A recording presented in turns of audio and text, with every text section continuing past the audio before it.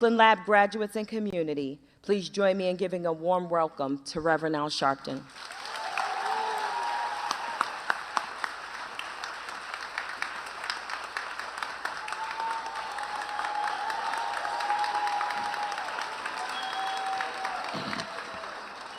Thank you. Thank you very much to our Dr. Garland Thomas McDonald for that. McDavid. I thought I said that. What color suit is that? I got to play with him. Thank you for that introduction. Let me first congratulate the graduates today of Brooklyn Lab. And when I was asked to come and give some words, I really decided I wanted to come because it's special to me to come to Brooklyn, where I grew up, and particularly because a lot of young people that grow up in certain circumstances realize too late that their circumstances don't define them. Their circumstances is only where you define yourself. I remember I was born in East New York, raised in Brownsville, and at that time, all right, and at that time, they used to call Brownsville the most depressed economic part community in the country. Not that we was trying to be number one, but that's just how it was. And people thought that nothing good could come out of Brownsville. People today still think that nothing good can come out of certain backgrounds.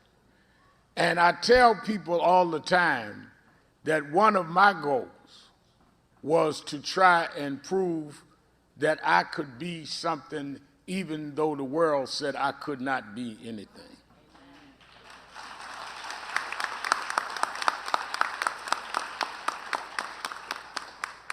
I remember when I graduated Tilden High School, and my father had left us when I was 10, broke up, had kids with other person, never came to see me, never called me. Christmas, didn't hear from him. Father's Day, didn't hear from him. He used to own businesses. My mother had a nice house, nice Cadillac.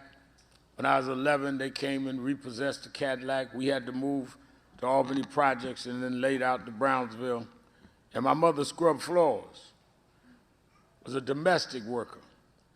And we used to get supplemented by welfare and go to buy our groceries with food stamps. A lot of people tell you that, but anybody tell you that they had to use food stamps, ask them what color their food stamps were. Because food stamps have different color, different value. And if they can't tell you the colors, they just fronting. I'm telling you now. And I used to go to the store and try to hide my food stamp because I didn't want my friends to know we were on food stamps. And I remember that day I was graduating Tilden High School. And I was standing on the side, had on my cap and gown like y'all have. My head was down. And my mother was sitting up there with her best Sunday go to church dress on, proud her son was graduating. Nobody in my family had ever graduated high school, less known going to college. She grew up in Alabama, had me up here. They weren't allowed. She had to pick cotton, junior high school. So she was so proud her son was going to graduate high school. My sister had gone to jail. She didn't graduate. So it was a proud day for her, but I'm standing there with my head down. And my mother walked over to me and said, "What's wrong with you?" I said, "What do you mean?" She said, "You don't seem happy." And I said, "Well, you know, it's all right." She said, "All right." I said, "It's all right." She said, "What's wrong with you?" I said, "Well, you know, I'm looking at everybody here in school and they mother and father here. I don't even know where my daddy is." She pinched me like only a mother can pinch you. And said, "Boy, let me tell you something." She said, "I scrub floors. I took humiliation so you could be somebody. And I don't know where your daddy is, but I'm here. And when they call your name, you walk across that stage for me, because I believed in you whether he believes in you or not.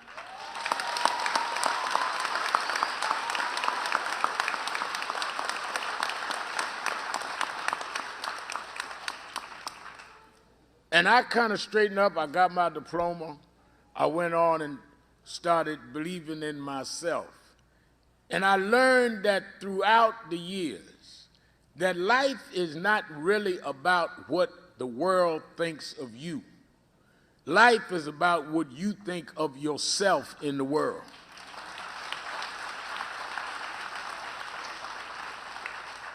So I didn't come to spend my few minutes talking about civil rights. Yes, we got to keep fighting for equality. Yes, we got to fight against racism and gender bias and all.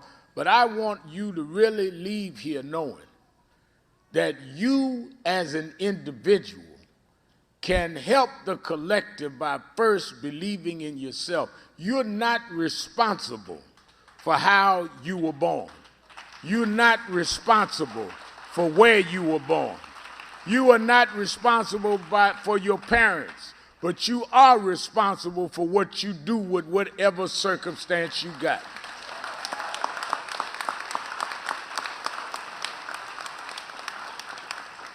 Well, you don't understand, Reverend Al, the world ain't fair. It ain't never been fair. You have to make it fair. I heard our director, Dr. Thomas McDonald, Dr. Garland Thomas McDonald. I heard her read off some of my bio, but let me tell the graduates, one thing she left out that was not on the bio sheet. I've been the chairman of the board, president, secretary, and treasurer, and only member of the Al Sharpton fan club.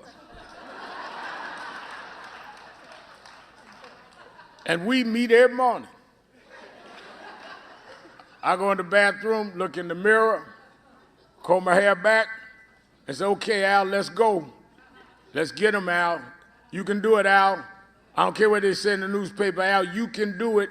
You came from further back and you caught up. Go, Al, get him, Al. And after I have my meeting with Al, I don't care what nobody else got to say. Because I think about how far I came back from, and I think about where I am. Nobody expected me to get this far, so they better not get in my way now.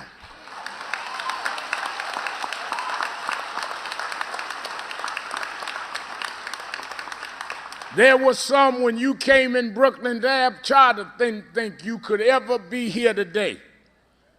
But you here. You went through ups and downs. You went through days you didn't want to come. You went through people that didn't believe in you. There are people that saying, why are you doing that?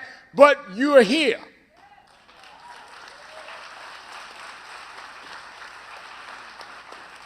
You got to defy the odds and believe in yourself, because you're an odds beater. That's what lab means. You've been to the laboratory. They figure out how to put the stuff together that makes you work. So when people ask you why you think you could be something, I come out the lab. Come on.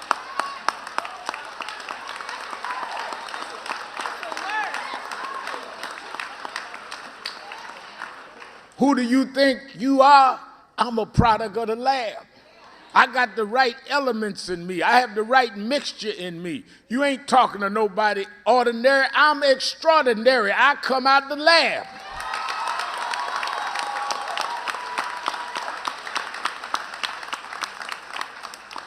I remember wasn't long ago, maybe about 3 years ago, I was running for a plane at LaGuardia Airport. A couple people stopped me and asked me, could they take a selfie? I stopped, took it.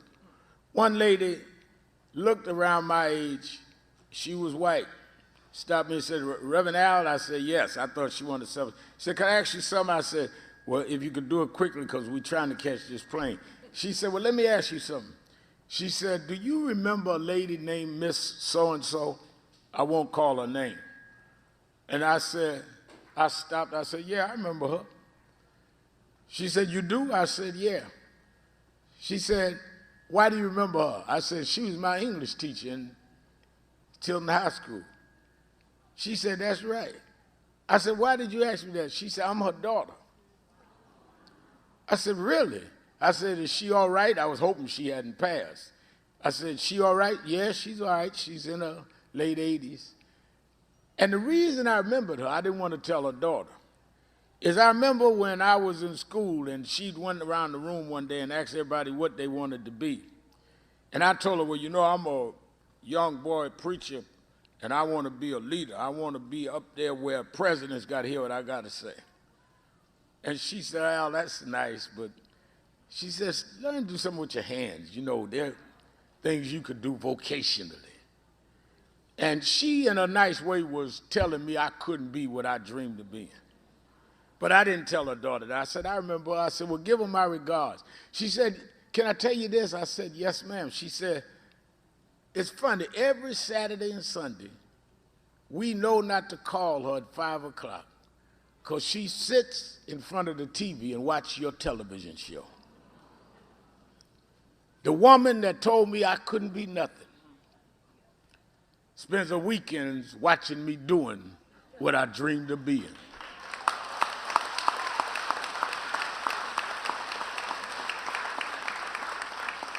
So don't let nobody talk you out of your dreams.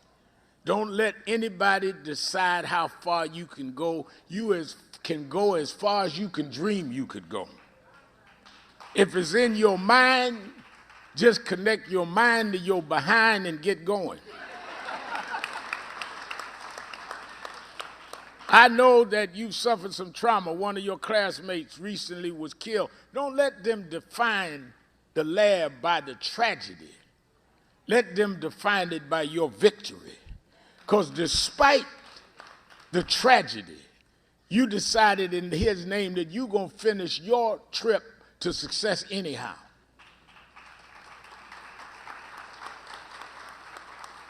So I close by encouraging you and hoping you understand. Life's not about where you start, life's about where you're going, and where you're going is decided by you. And the last thing I'll say is today, as you get your certificate, your diploma, and your name is called, and it was unlikely that they would call your name. You're supposed to not have made it this far. But make this promise to yourself. Make this the first day that you made them call your name. Go forward this day and say, I'm going to keep making them call my name. When they talk about people that made it, they're going to call my name. When they talk about people that rose above their circumstance, I'm going to make them call my name. Don't make yourself anonymous. Be all you could be and spend the rest of your life saying, I'm going to make them call my name. I'm worth it. I'm going to be it. They will never ignore me. I know I didn't come from the same background they came from, but I'm going to be the future to where my name is called. And I don't care who I meet with, I make them call my name. Thank you. God bless you.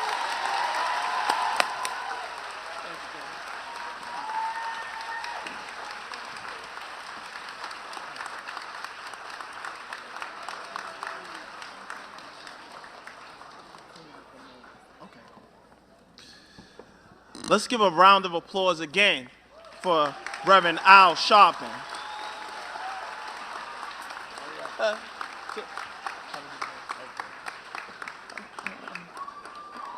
I think I like the color of my suit, though.